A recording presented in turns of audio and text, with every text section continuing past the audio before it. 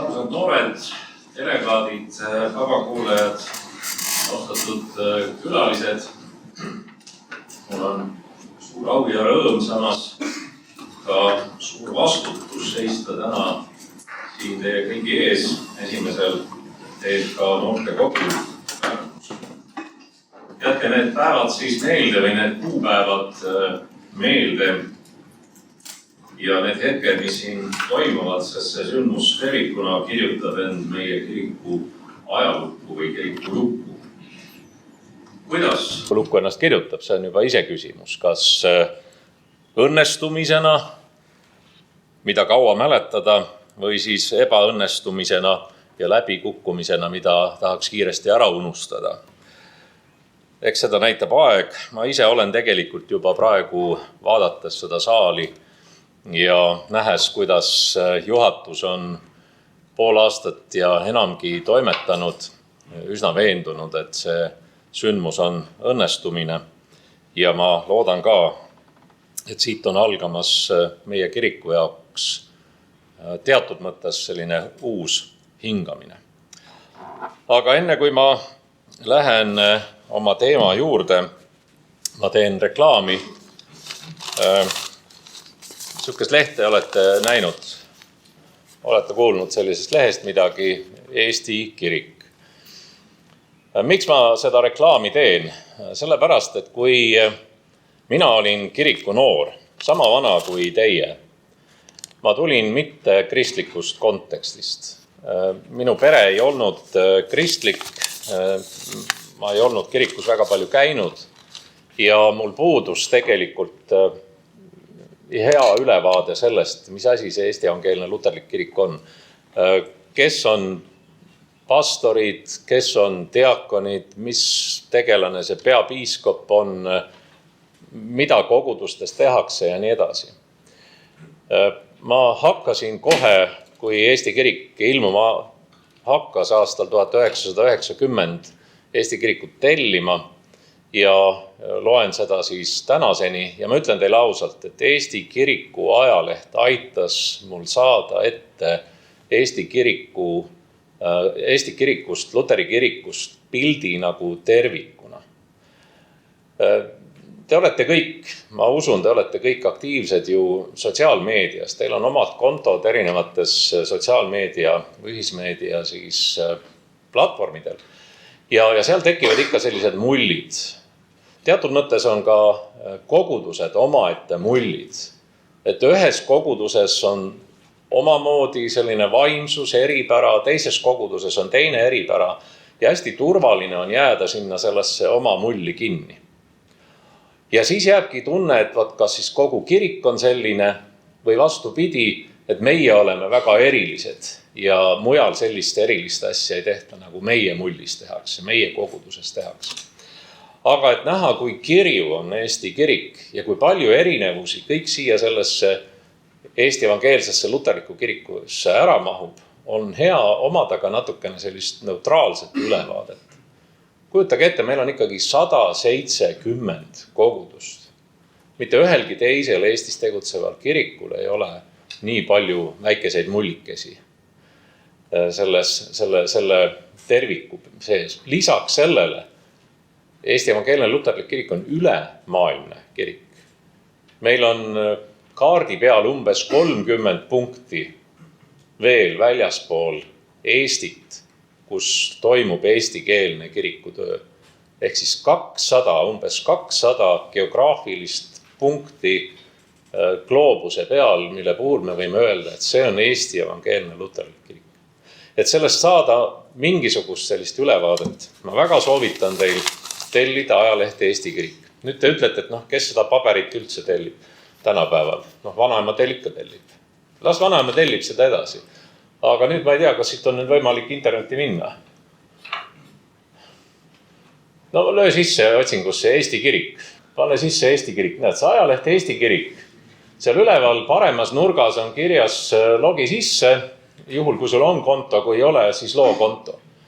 Ja selle Eesti kirikuga on täpselt samamoodi nagu kõiki teiste veebimeedia siis väljaannetega. Nad eeldavad tõepoolest tellimist, nad eeldavad ka maksmist selle eest, aga teate ausalt, kui te lähete oma pastori juurde, oma kogudusõpetaja juurde, ütlete, et ma tahaks Eesti kiriku lugejaks saada.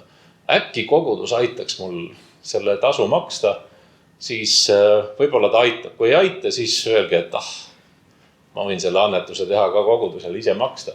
Aga Eesti kirik on üks väljaanne, millest te saate pildi ette, mis meie Luteri kirikus toimub. Ja natukene ka sellist oikumeenilist mõõdet. Aga siis on üks selline sooduspakkumine ka. Sooduspakkumine on üks teine meie kirikuga seotud, Eesti evangeelse luterikuga kirikuga seotud kanal. Ja see on e-kirik. See on täiesti tasuta. Ja siit jookseb selline operatiivne online info selle kohta, mis Eesti evangeelses luterikus kirikus toimub. Need 2 kanalit, Eesti kirik, siis nii paberväljaandena kui ka veebiväljaandena on meie kiriku elu tasakaalukalt kajastav väljaanne kui ka e-kirik, mida te praegu näete. Mõlemad on meie Eesti evangeelse luteriku kiriku ametlikud väljaanded. On igasuguseid muid väljaandeid ka, aga seal me teame nii nagu ikka toimuvad kaldumised ühte, teise, kolmandasse poolde ja hakkab peegeldama nende tegijate oma nägu. Eks siin on ju ka loomulikult tegijate oma nägu natukene peegeldunud. Aga ma väga soovitan teil, lugege e-kirikut ja lugege Eesti kirikut. Ja te hakkate palju paremini orienteeruma selles, mis Eesti evangeelses luterlikus kirikus toimub. Ja ei eksi ära või kui tekib mingi nimi jookseb läbi, Andrus Mõttus, et kes on Andrus Mõttus näiteks?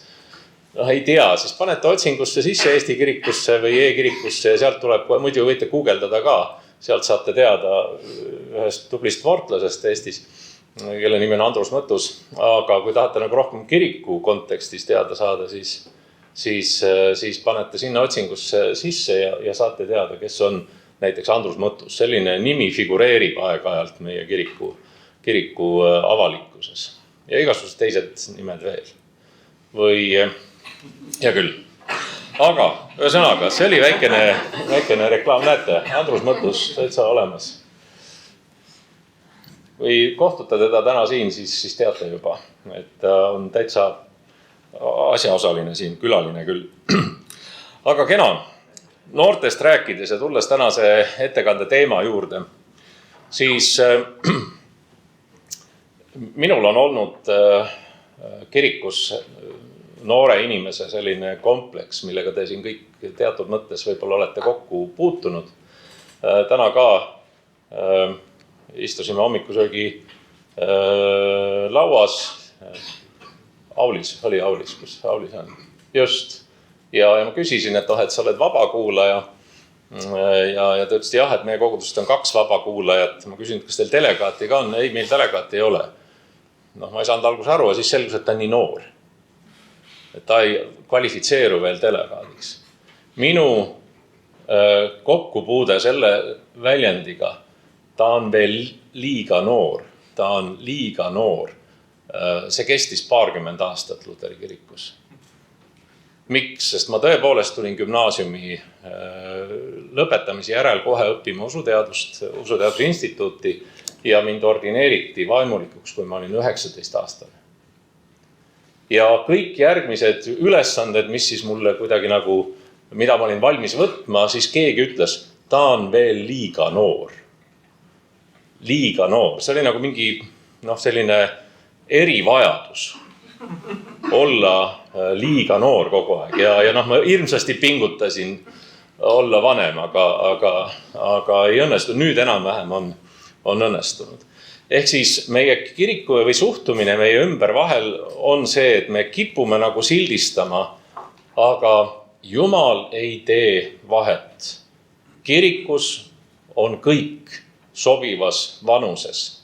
Ja kui see vahe tegemine on, siis see tuleneb kas siis korrast lähtuvalt või on inimestel mingisugused hoiakud. Kirjutab Paulus, võib-olla te teate seda kirja kohta ka ise, oma kaaslasele, noorele kaaslasele Timoteusele, esimeses Timoteuse kirjas 4. peatükis salm 12. Ärgu keegi mõtelgu üleolevalt sinu noorusest, vaid saa usklikele eeskujuks kõnes, käitumises, armastuses, usus, puhtuses. Ehk siis mitte see, kui vana sa oled või kui noor sa oled, ei ole mitte see, mida siis eeskujuks võtta, vaid kõne, käitumine, armastus, usk, puhtus või ütleme siis kõlblus. See tähendab, et Jumala jaoks ei ole inimese iga mingis mõttes takistuseks. Ei see, kui vana inimene on, ega see, kui noor inimene on. Iga üks on Jumala riigi töös vajalik ja see, millises vanuses me oleme, see avab meile uusi võimalusi kirikus, aga Jumal ei tee mitte mingisugust vahet. Ja me peame jõudma sinna maale, et ka me kirikus üha enam jätaksime eristamata selle, kas keegi on mingiks tegevuseks liiga noor või liiga vana, sest meil on kirikuloos suurepäraseid näiteid sellest, kuidas inimene võib väga kõrge eani teenida väga ustavalt ja toimekalt kogudust. Aga samamoodi ka näiteid sellest, kuidas väga noores eas, veel koolipingis olles, tehakse juba suurepärast missionitööd kirikus. Ehk siis vanus ei ole kindlasti midagi, mis peaks teid tagasi hoidma. Ja kuna ikka me oleme luterlased ja meie jaoks on väga oluline piibel, see, kuidas me piiblit loeme, kuidas me piiblit tõlgendame, mida me üldse sealt leiame, siis lihtsalt sissejuhatuseks veel või teema siis avamiseks veel mõned näited piiblist noortest tegelastest, noortest inimestest, kelle puhul nende noorus ei olnud takistuseks selleks, et Jumal oleks neid saanud kasutada. Joosep. Mäletate Joosepit, kes ei mäleta, siis lugege. Esimeses Moosese raamatus peatükid 37-50 on lugu Joosepist. Joosep, kellel oli veel õdesid vendi tegelikult, oli tal veel terve posu, kokku oli Jaakobil 12 poega. Ja Joosep oli teismeline, kui tema vennad müüsid ta orjaks. Tundub pisut selline koduvägivalla kaasus. Ja eks ta oli ka, aga täpsemalt saate lugeda sellest samast esimesest Moosese raamatust. Nii nagu ikka, igas kollektiivis võib tekkida väike selline konkurentsimoment, aga Joosep oli oma isa jaoks teatud mõttes sellises lemmikpositsioonis ja teistele vendadele see pisut hakkas närvidele käima.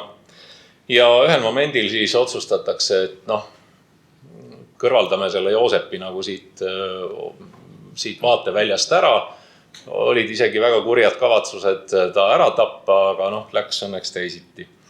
Ja ta lõpetab siis Egiptuses, või lõpetab ka Egiptuses, aga põhimõtteliselt jõuab ta Egiptusesse läbi erinevaid keerulisi teid pidi ja olles seal erinevates ülesannetes, muuhulgas tegutsedes ka vangla kaplanina, jõuab ta siis Vaarao õukonda ja saab tänu sellele, et Jumal saadab talle ilmutusi läbi unenägude, talle endale või tegelikult võime teiste inimeste unenägusid seletada, jõuab ta Vaarao õukonda ja saab Vaarao kõrval siis teiseks meheks peaaegu siis selliseks, ütleme, kui on selline president riigis, Eesti Vabariigist president, kes on selline esindusisik, siis peaminister on see, kes peab siis nagu justkui seda musta tööd tegema.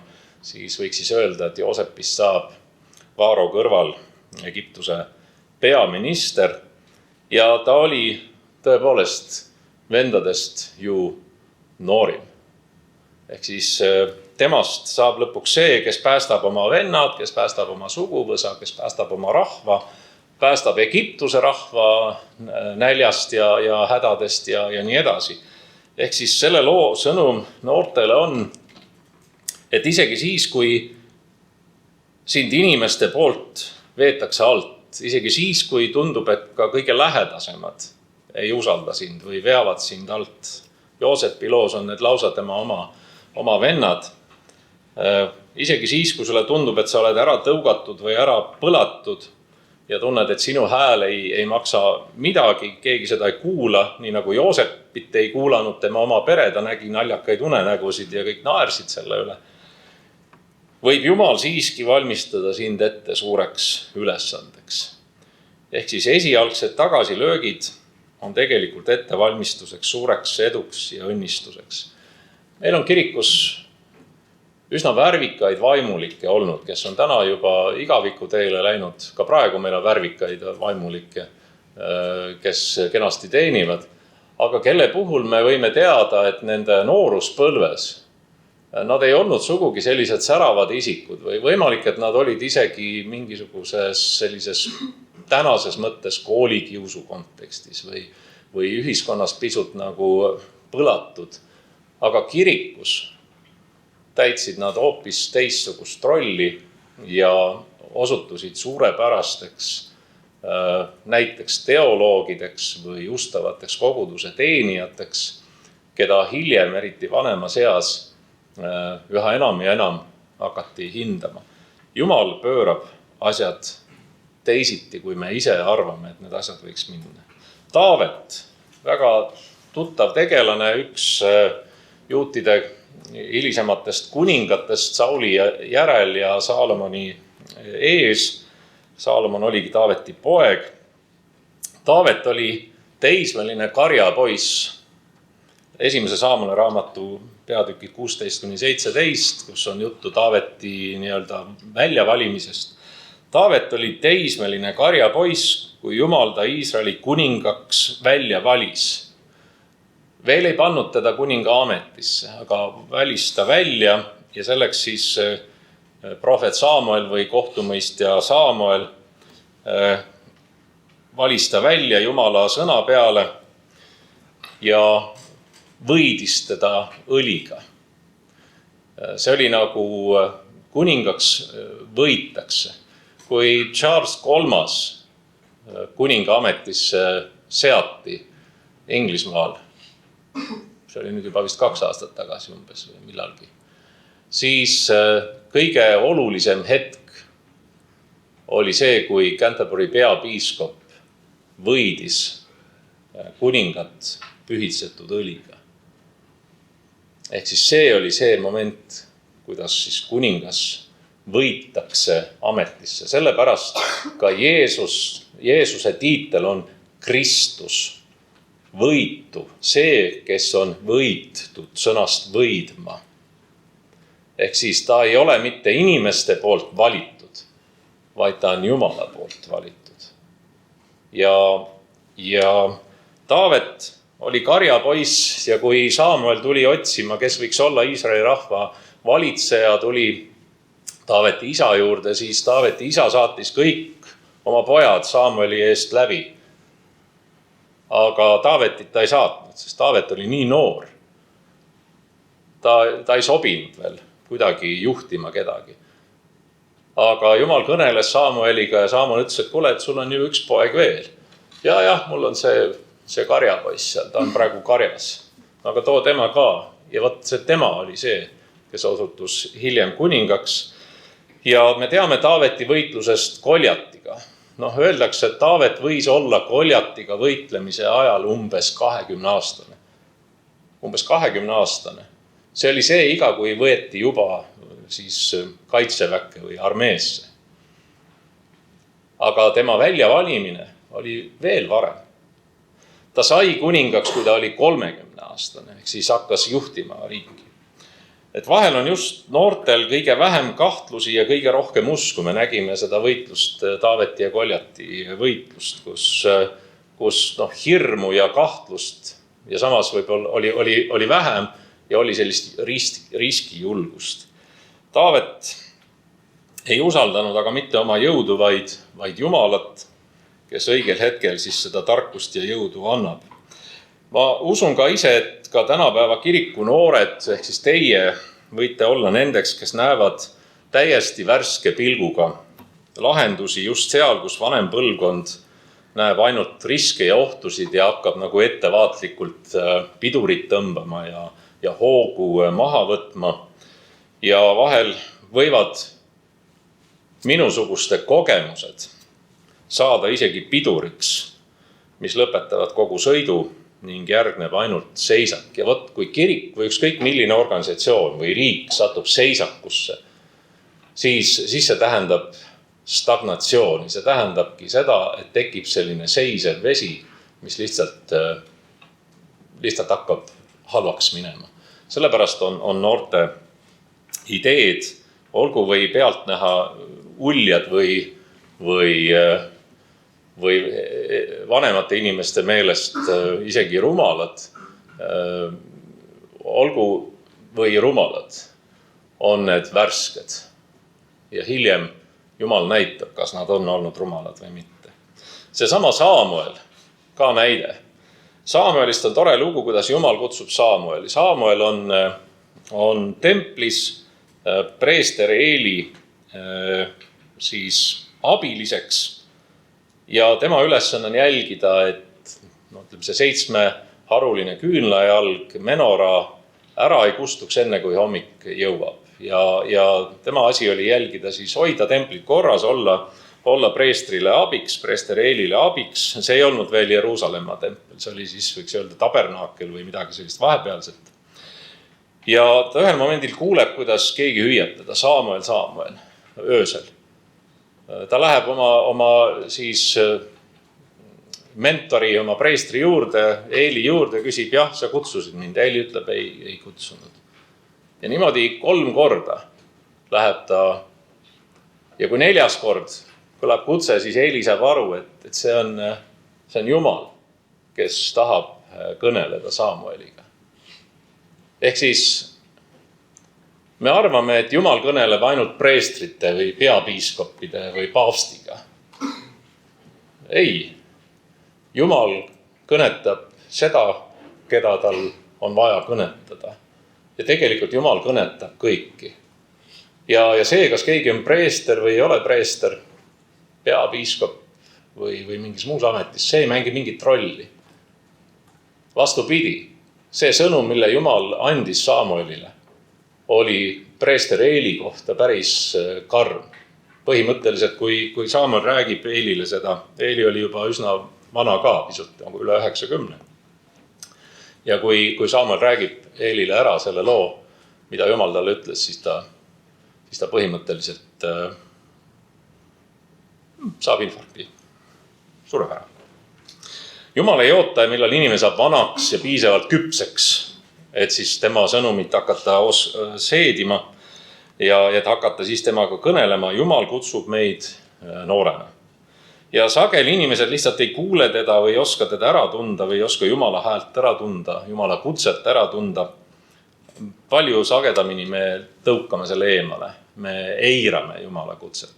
Tuleb mingi rumal mõte, mine kirikusse, mine noorte ringi, mine õpi vaimulikuks. Minul oli see, mine õpi vaimulikuks, täiesti rumal mõte.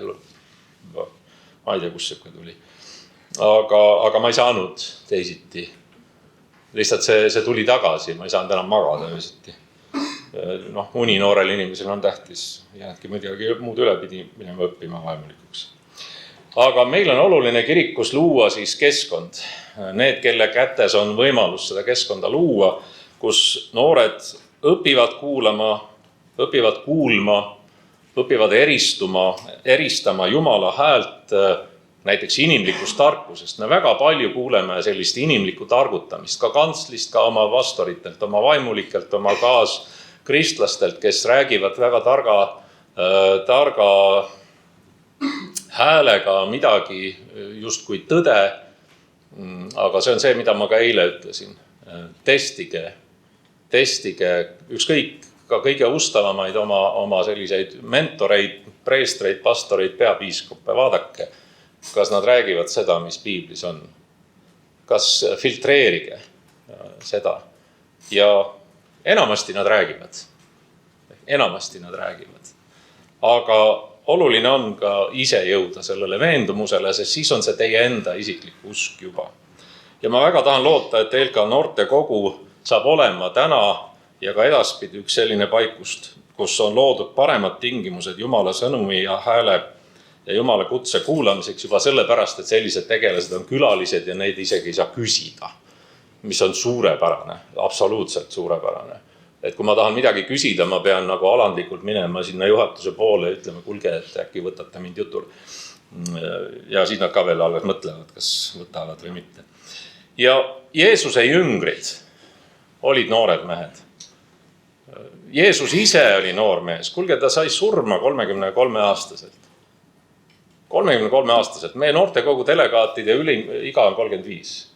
Eks ole? Anti teada juba, mis mu koht on, 5 minutit mulle veel.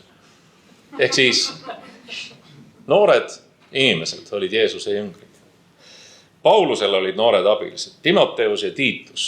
Lugege Pauluse kirju Tiitusele ja Timoteusele. Nad olid noored mehed, keda Paulus võttis alguses kaasa oma missioniretkedele ja siis ta usaldas juba nende kätte kogudustes probleemide lahendamised ja koguduste asutamise ja vahepeal nende juhtimise.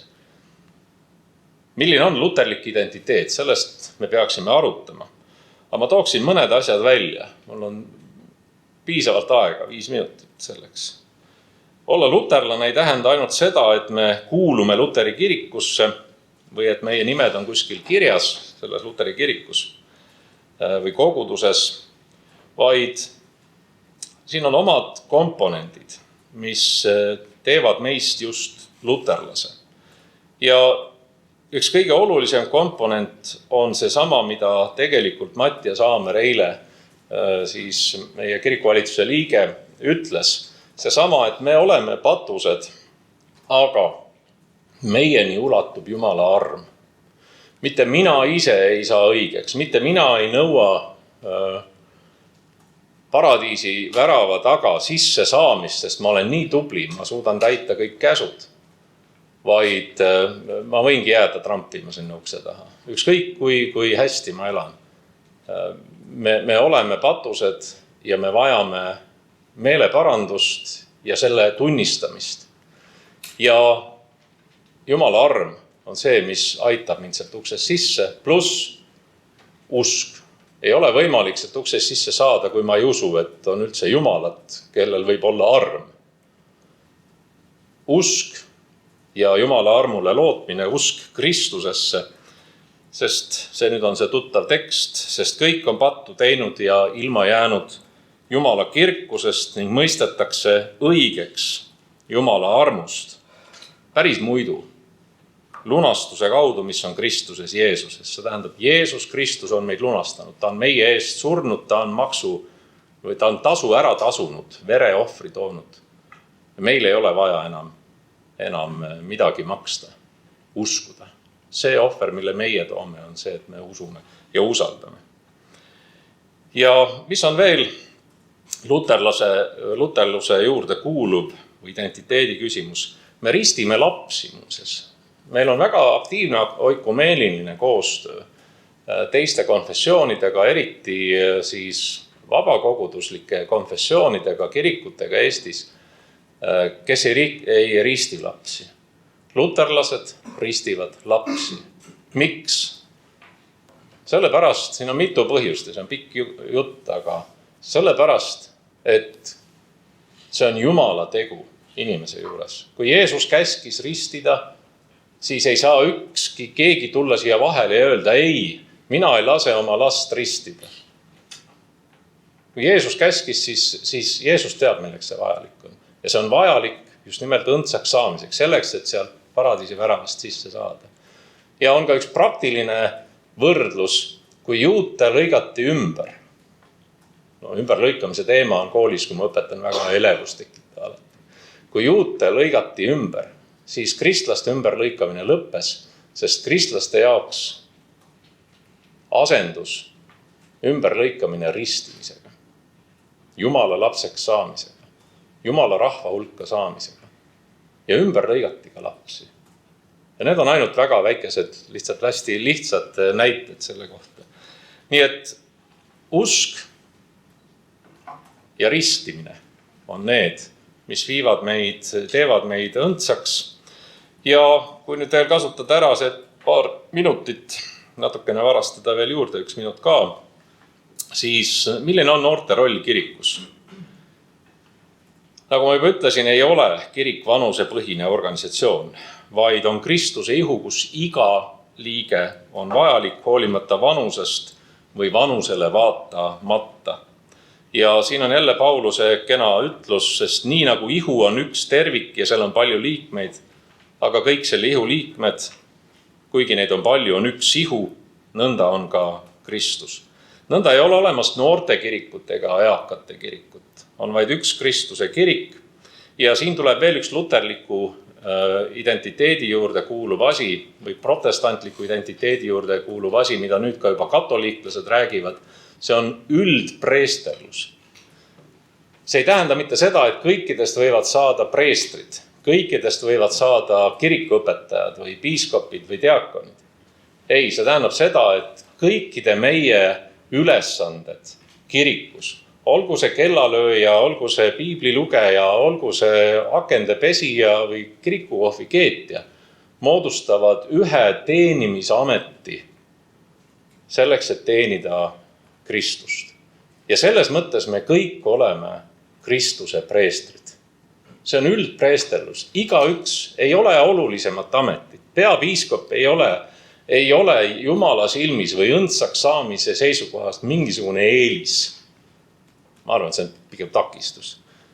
Aga meil kõigil on Jumala riigis üks ja sama teenimisülesanne.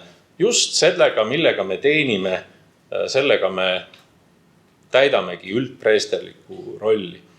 Ja täpselt samasugune roll on ka noortel. Ei ole vahet, kas oled noor või vana või keskealine. Ja viimane asi, mida ma tahan rõhutada ja mis on väga palju teiega seotud. Ja ma arvan, et see on natukene nagu võtmeroll.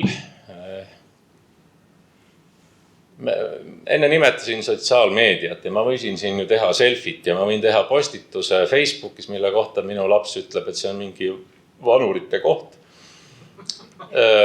Ja ma arvan, et tal on õigus. Vaadake, kui kirikuõpetaja kantslis kõneleb ja seal kirikus ei ole noori, siis see sõnum ei jõua noorteni. Paraku siin on nüüd eakohane, on andekaid vaimulikke ja kirikutöö tegijad, kes suudavad minna noortele lähedale selles keskkonnas, kus need noored asuvad. Täna olete te kõik väga suure aja sotsiaalmeedias, ühismeedias. Ja paraku mina ei suuda kunagi sinna tulla samal tasemel nagu teie noorte inimestena. Ja siin tulebki teie roll.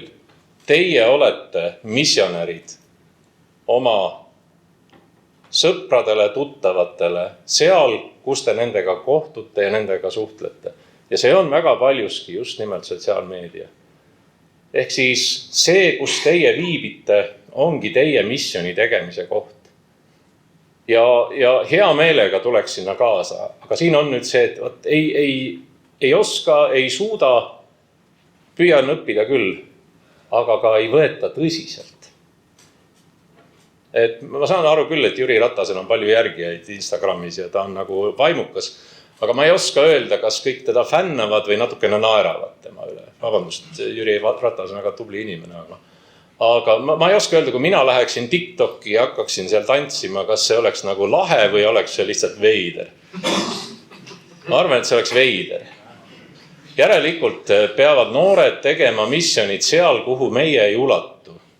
Ja see on üks kõige olulisem asi, kui me räägime tulevikust ja meie tuleviku kirikust.